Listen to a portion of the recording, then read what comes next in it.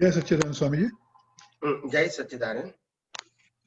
मेरा क्वेश्चन है, ये जो दादा भगवान ने जो बतलाया है कि भी फाइल का संभाव से निकाल करना, तो इसमें बताया कि भी जो फाइल शब्द अगर ठीक से समझ में आए तो उसी से काफी समझ खुली हो सकती है। तो जो फाइल शब्द बताया उसके पीछे क्या आशय था वो पकड़ में कभी ठीक से नहीं आया। और दूसरा संभावे निकाल जो है, इसका भी जो सही आशय है उसका क्या, वो सही समझ में कभी फिट नहीं हुआ। और आपने जो बताया है कि भी जो है मैं शुद्धात्मा हूँ और ये कुदरती रचना है, तो कुदरती रचना के अंदर रिलेटिव वाली तो आगे आ गई, उसके अंदर वो समझ में आता है, और कुदरती कानून से चल रहा है तो व्यवस्थित की आज्ञा भी उसके अंदर आ गई। तो ये जो चौथी आज्ञा है वो इसमें कैसे फिट होती है? तो एक तो चौथी आज्ञा की समझ और इसमें कैसे फिट होती है? जी जी जी, ओके। देखो, फाइल शब्द का क्यों इतना इंपॉर्टेंट ज्ञानी पुरुष दादा भगवान ने दिया है। File, it means you are separate then, not you are. आप वो नहीं है फाइल का मतलब, आप उससे अलग हो। सबसे पहली बात, मैंने अपने मनोवचन काय को फाइल नंबर 1 बता दिया। It means I am a separate then the file number 1। आप समझे? मैं अलग हूं तभी तो मैं उसको फाइल कहूंगा। मैं अपने आप को तो फाइल नहीं कहूंगा ना जी। मैं अपने आत्मा को तो फाइल नहीं कहूंगा। मन वचन काया को फाइल कहूंगा। तो इसीलिए तो ये फाइल का मतलब होता है, फर्स्ट फाइल का मतलब separation. I am separate then file, whatever it is 1 2 3 4 5 whatever it is, but I am totally separate. दूसरा आपने प्रश्न पूछा संभाव से निपटारा करना, जो चौथी आज्ञा बताई वो। संभाव का मतलब क्या होता है? संभाव का मतलब होता है राग द्वेष नहीं होना, कर्ता भाव और मालिक के भाव नहीं होना। ये स्थिति अगर आपके विजन में रही और जो भी निकाल हुआ, इसको कहेंगे संभाव से निपटारा। तो ऐसा कैसे हो सकता है कि कोई भी व्यक्ति के प्रति राग द्वेष न हो, कर्ता भाव और मालिकी भाव ना हो, मैंने किया उन्होंने किया वो ना हो? वो कैसे होगा? तो एक ही सब्जेक्ट है। अगर आपके मन वचन काया और आपके सामने वाले व्यक्ति के मन वचन काया या दुनिया की कोई भी व्यक्ति के मन वचन काया को अगर कुदरती रचना के रूप में देखेंगे तो राग द्वेष होने की संभावना नहीं है और मालिकी भाव कर्ता भाव की संबंध नहीं रहेगी, क्योंकि आपके पास एक ही विजन है, कुदरती रचना। इसमें आपको संभाव्य निकाल करना नहीं पड़ेगा, अपने आप हो जाएगा। When your vision is clear, there is no any asambhav is created in your vision or in your understanding. जब आपने कुदरती रचना देख लिया, आपका मनोवचन का है या दूसरा कोई भी व्यक्ति का मनोवचन का है, तो फिर असंभाव कैसे प्रकट होगा?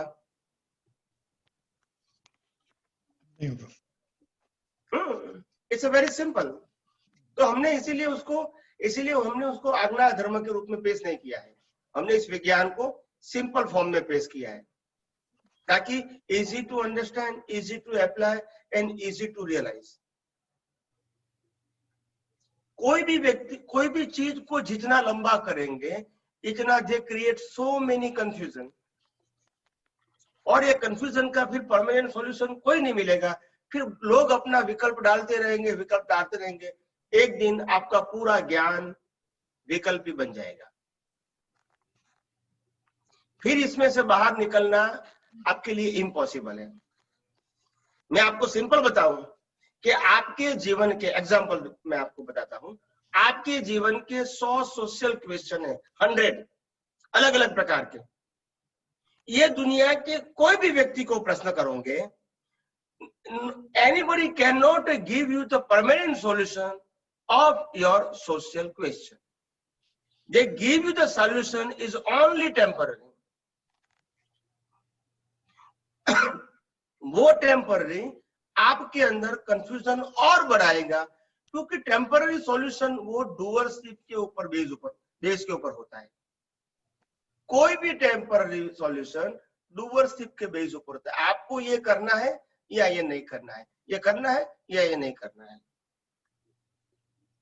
तो फिर they create so many confusion in your life. अगर आपने कहा, एग्जाम्पल देता हूं, आपने किसी ने कहा कि भाई मेरा हस्बैंड वाइफ का रोज झगड़ा होता है, तो स्वामी जी मैं क्या करूंगा? फिर वो रिलेटिव सत्य का आंसर दूंगा, कम बोलना शुरू करो, कम बोलो, जरूरत तो है तभी बोलो, नहीं तो ज्यादा नहीं बोलो, हो सके तो मौन रहो,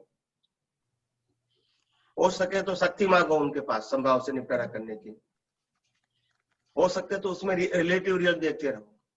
यानी मैंने जो कुछ आपने कहा वो आपने प्रयोग करना शुरू भी कर दिया, फिर भी झगड़ा होगा आपको, तो फिर कहेंगे स्वामी जी मैं तो आपने जो कहा वो करता हूं, फिर भी मेरा प्रॉब्लम सॉल्व नहीं हुआ, क्योंकि सॉल्यूशन है ही नहीं, क्योंकि आपके पास मन वचन का क्या कंट्रोल है ही नहीं, तो आप सॉल्यूशन जो मांग रहे हैं वो तो मिलेगा ही नहीं। You understand my point? तो कोई भी दुनिया की कोई भी व्यक्ति अगर सामाजिक प्रश्न का जवाब अगर रिलेटिव सत्य से देंगे तो वो उत्तर है ही नहीं। ये तो धार्मिक सत्य है, ये कोई सनातन सत्य नहीं है। और दुनिया के सभी लोग फंसे हुए क्यों हैं? क्योंकि उनके पास धार्मिक सत्य है। और इसीलिए no permanent solution, they all are in confusion all the time and every time and most of the circumstances they are in puzzle. तो आपने जैसे जो एग्जांपल दिया उसमें परमानेंट सॉल्यूशन कैसे आ सकता है? बस कुदरती रचना, इट्स नॉट रिक्वायर्ड एनी कुदरती रचना ऑप्शन। में तो तो कुदरती रचना में तो फिर ये हुआ ना कि जो झगड़ा है तो वो भी कुदरती रचना है और झगड़ा नहीं है तो भी कुदरती रचना है, तो उसका राइट राइट, झगड़े का क्वेश्चन कहाँ है? मतलब झगड़े का सॉल्यूशन तो नहीं हुआ, लेकिन दोनों कुदरती रचना है, आपने उसको उस तरह से देखा। वही, अगर आपने कुदरती रचना को कुदरती रचना की तरह देखा, it means you know that हम दोनों जो कुछ भी कर रहे हैं, everything is totally controlled and governed by the law of nature, including your body, including your situation, including your speech, including your action, and including your breath too. Yes or no? Yes. That's it. तो जो कुदरती रचना है उसको कुदरती रचना मानने में क्या तकलीफ है? हम कोई गलत तो नहीं बता रहे हैं। Correct. अगर everything is totally control and govern by the law of nature तो इसको हम कहेंगे कुदरत रचना, तो इसमें तकलीफ कहाँ है?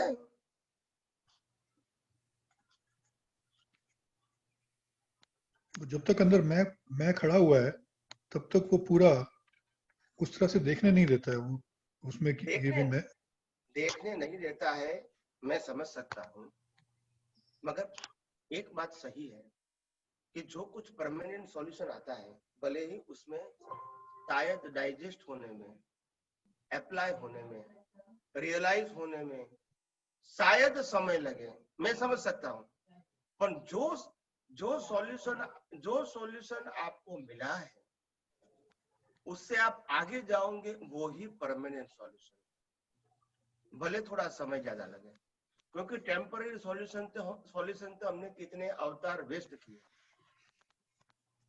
और उसका कोई एंड है नहीं, क्योंकि एंडलेस है। आज तक हमने जितना भी सॉल्यूशन पाया वो विकल्पी ज्ञान था, अभी आपको जो मिल रहा है वो निर्विकल्पी ज्ञान है। तो आपका एंड कहीं भी जाओगे निर्विकल्प की ओर जा रहे हैं, और पहले क्या था? विकल्प की ओर जा रहे हैं। एक व्यक्ति कहता आप ये करो, दूसरा कहे आप ये करो, तीसरा कहे आप ये करो, और आप करते करते थक जाते थे। There is no any solution. यही तो आपकी तकलीफ थी। जी। अभी परमानेंट सॉल्यूशन मिला, no confusion, only suffering is there. हमको भुगतान करनी पड़ेगी मगर कंफ्यूजन नहीं है। रामकृष्ण महावीर को भी भुगतान करनी पड़ेगी बट नो कंफ्यूजन। यही तो विज्ञान है। विज्ञान ये नहीं कहता है कि आपका मनोवचन काया और उसकी भुगतान कम हो जाएगी, चेंज हो जाएगी, बदल हो जाएगी, ऐसा नहीं कहता है विज्ञान। विज्ञान ये कहता है कि मन वचन काया जो कुछ भी कर रही है, जो कुछ भी भुगतान कर रही है, अनुभव कर रही है पाप और पुण्य का, उससे ये सब प्रक्रिया कुदरती रचना है, और आप कुदरती रचना से सर्वथा मुक्त ऐसा शुद्ध आत्मा है। तो आप में रहो और प्रकृति को कुदरती रचना के रूप में देखोगे तो कोई पजल है ही नहीं। नहीं देखते वही तो पजल है।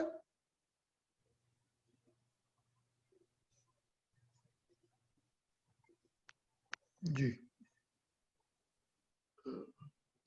एक ही जो अभी बात हो रही थी पापानुबंधी पुण्य और पुण्यानुबंधी पुण्य की, तो ये पुण्य भोगते वक्त पाप का अनुबंध होता है या पुण्य का अनुबंध होता है, तो ये भी उदय कर्म के हिसाब से है या इसमें कुछ पुरुषार्थ ना, होता है? पुरुषार्थ, बंध में पुरुषार्थ है, भुगतान में उदय कर्म है। बंध शब्द पुरुषार्थ को लगता है तो और वो भुगतान उदय कर्म में होता है। लेकिन वो अज्ञान अवस्था में ही होता है, जो पापानुबंध होता है या पुण्यानुबंध होता है, वो होता तो अज्ञान अवस्था में ही है। तो वो कैसे डिसाइड होता है कि उस पुण्य भोगते वक्त पाप का अनुबंध हो रहा है या पुण्य का अनुबंध हो रहा है? वो तो अनकॉन्शियसली होता है, जो भाव होता है उसमें पता नहीं चलता है अपने को। जब आप भुगतान कर रहे हैं पाप और पुण्य का, उस समय आपकी दृष्टि में कौन सा ज्ञान दर्शन है, वो इस समय का आपका पुरुषार्थ है।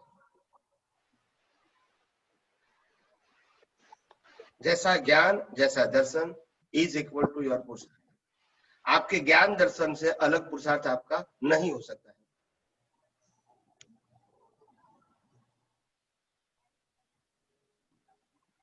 तो ज्ञान दर्शन तो पहले का है ही सेट, जो ज्ञान दर्शन पहले का है, तो वो उसी हिसाब से पुरुषार्थ बन रहा है ना।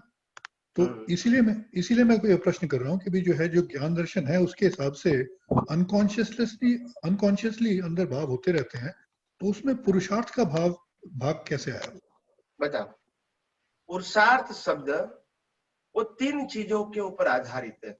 क्यूमुलेट, पिछले अवतार का डेवलपमेंट जो लेकर आए, वर्तमान संजोग जो आज डिस्चार्ज के रूप में निकल रहा है, और ये अवतार में प्राप्त किया हुआ ज्ञान, ये तीनों के मिश्रण से आप नया पुरुषार्थ, नया भाव कर सकते हैं। All these 3 things with the help of,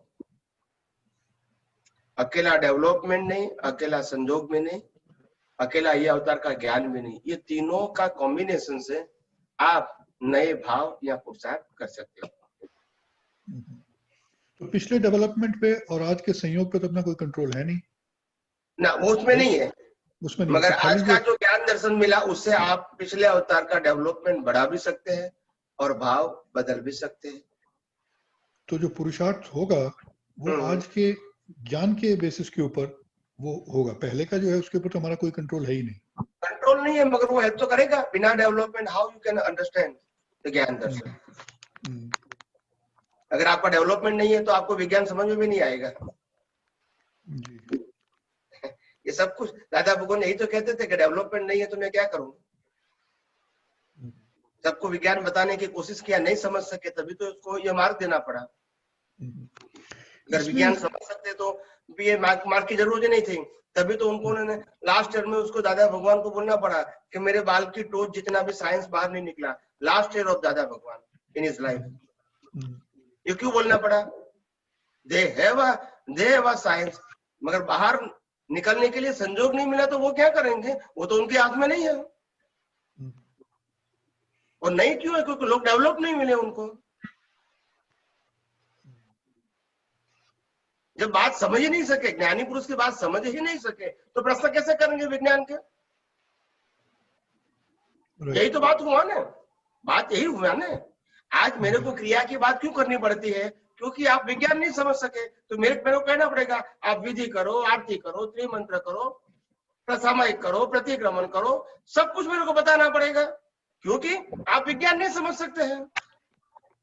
But when you understand the science, you ask me question. Why, Swami, you tell me you do this and this and that? अगर आप कहते हैं कि मनोजन का है कि अवस्था मात्र कुदरती रचना है, तो क्रिया की बात क्यों करते हैं? क्यों आपने प्रश्न किया? आप विज्ञान समझ सके, यस और नो?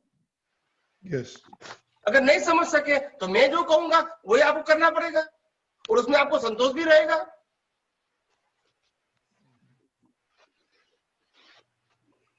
ये जो आपने 3 जो फैक्टर बताया, पुराना डेवलपमेंट, आज का ज्ञान और संयोग। पुराना डेवलपमेंट और आज का ज्ञान तो समझ में आया, ये संयोग कैसे पुरुषार्थ में रोल प्ले करते हैं, इसका एक एग्जांपल देके समझाइए जरा। ओके, जैसे बताऊं मैं आपको। जैसे कोई व्यक्ति अपने जीवन में जीवन जी रहा है, वो जीवन के अंदर संजोगों के अधीन इसको गुस्सा करना पड़ता है, या झूठ बोलना पड़ता है, या गलत व्यवहार करना पड़ता है, जबान से ही कहो या एक्शन से कहो।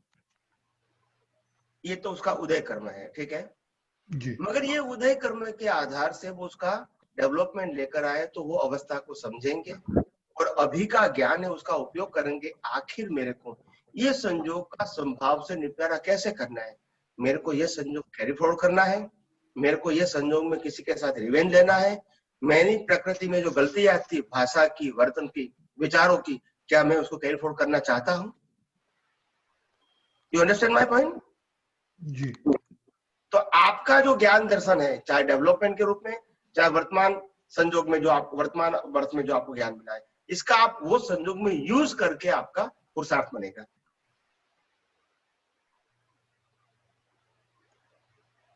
लेकिन संयोग का पुरुषार्थ के साथ रिलेशनशिप वो समझ में नहीं। संयोग तो जो आपने बताया डिस्चार्ज स्वरूप आया, वो तो समझ में आई बात, लेकिन उसका पुरुषार्थ में क्या रोल है वो समझ में नहीं आया। बिना संजोग पुरुषार्थ कैसे करोगे? जैसे अज्ञानी लोग हैं, पुरुषार्थ कैसे करते हैं?